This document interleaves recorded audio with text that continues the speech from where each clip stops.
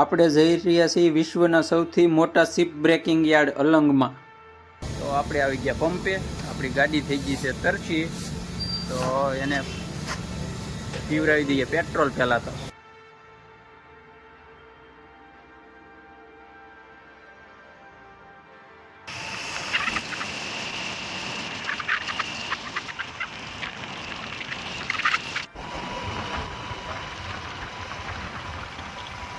મિત્રનો plot છે. અહીંયા આપણને બધી ફર્નિચરની આઈટમ મળે છે.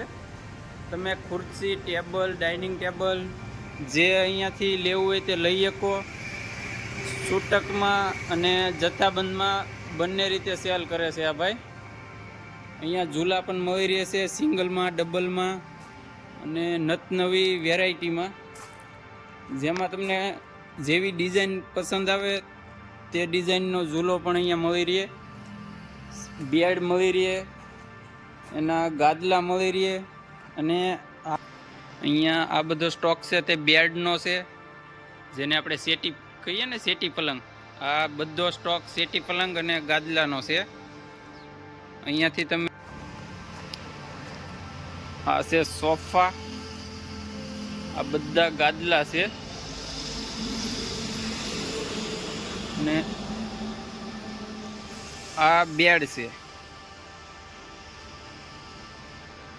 અલગ અલગ કિંમતમાં અલગ અલગ બેડ મળી રહે.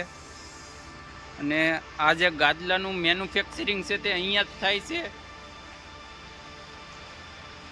આ છે શેઠની કંપની, અહીંયા જ આનું મેન્યુફેક્ચરિંગ થાય છે.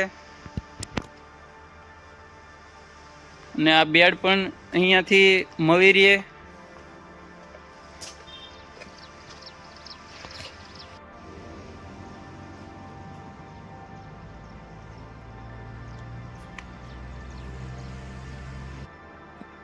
અહીંયા રોડની બંને બાજુ દુકાનો હોય છે.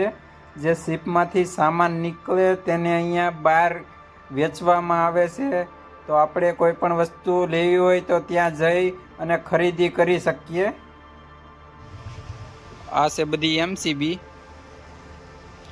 આ જે તમે સામાન બધો જોઈ રહ્યા છો તે બધો શિપમાંથી જ નીકળીને આવે છે.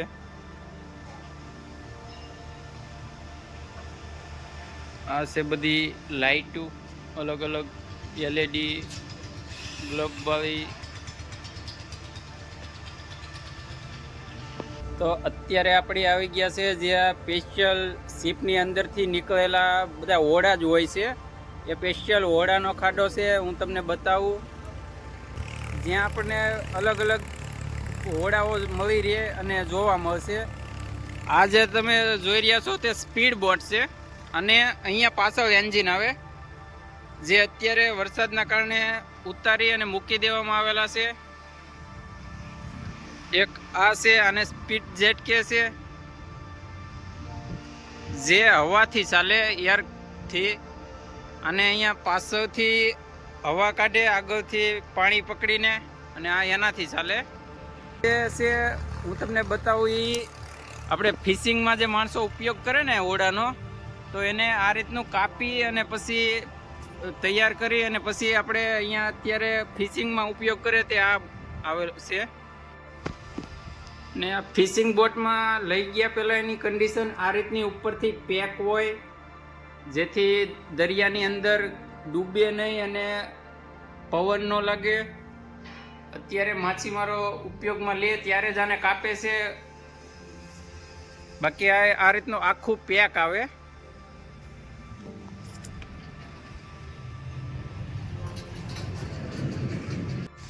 આ છે 26 પેસેન્જરનું ઓરડું. આમાં 26 જણા જઈએ કે તેવું સીટ છે. અને આ આખી સારી કન્ડિશનમાં છે. કહીએ ને કે ચાલુ કન્ડિશન છે ને, એવી કન્ડિશન છે. અને ચાલુ જ છે. આ છે સીટું છે, આગળથી છે પાછળ સુધીની સીટો.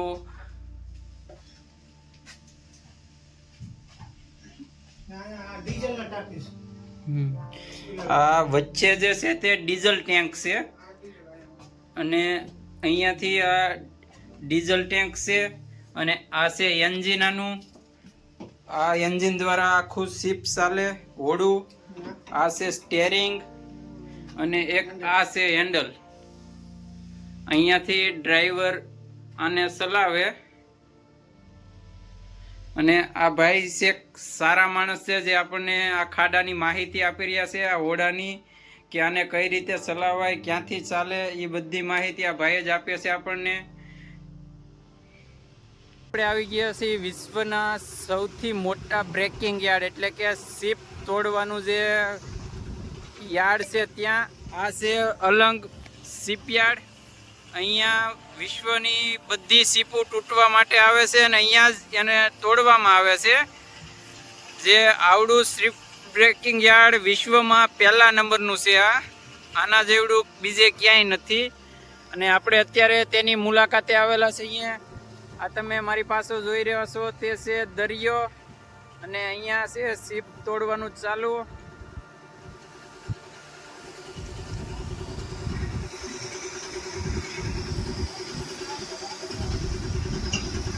અહીંયા આગળથી શિપને કાપવાનું ચાલુ છે.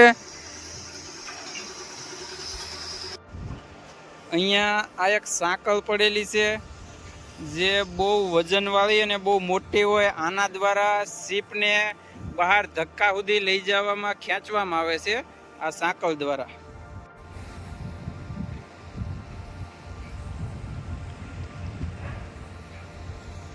આ છે શિપનો પંખો. આખી શિપ આ પંખા દ્વારા જ ચાલતી હોય છે, જે તમે જોઈ રહ્યા છો.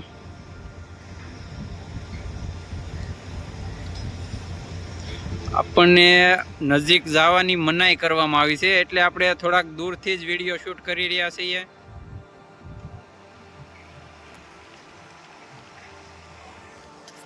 અહીંયાથી સામાન અત્યારે જે લોખંડ કાપેલું હોય તે ક્રેન દ્વારા ઉપાડવામાં આવી રહ્યું છે. આ છે ક્રેન. અહીંયા ક્રેન પણ બહુ મોટી મોટી હોય છે. અહીંયા છે ઓપરેટર ક્રેનના, અને અહીંયાથી આ સામાન ઉપાડીએ અને ઉપર લઈ જાય છે. પછી ત્યાંથી કાપી કાપીને પાછું વાહનમાં ચડાવે, જે મોટા મોટા ટ્રક હોય એમાં. આ ભાઈ ગેસ કટર દ્વારા અહીંયા કટિંગ કરી રહ્યા છે.